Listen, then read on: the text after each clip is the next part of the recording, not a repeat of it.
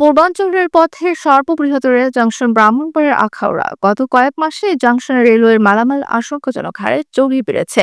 সোমবার দুপুরের দিকে রেলওয়ের চুরি হওয়া মালামাল সহ মোহাম্মদ সফর মিয়া নামের এক পেশাদার চোরকে আটকের সত্যতা নিশ্চিত করেছেন আখাউড়া রেলওয়ে নিরাপত্তা বাহিনী চৌকির ইনচার্জ মোহাম্মদ জাহাঙ্গীর আলম।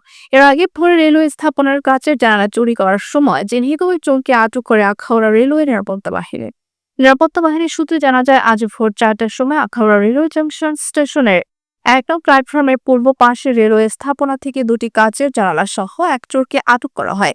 আটককৃত চোর উপজেলার মনিয়ন্দ ইউনিয়নের মনিয়ন্দ এলাকার মোহাম্মদ জাভেদ মিয়ার ছেলে মোহাম্মদ সফর মিয়া। আখাউড়া রেলওয়ে নিরাপত্তা বাহিনী চৌকির ইনচার্জ মোহাম্মদ জাহাঙ্গীর আলম জানান, জংশনের রেলওয়ের স্থাপনা থেকে জানালার কাচ খুলে নেওয়ার সময় হাতে নাতেও চোরকে আটক করা হয়।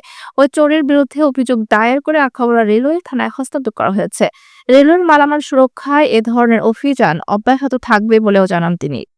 জংশন এর পূর্ব পাশে রেলওয়ে স্থাপনা হতে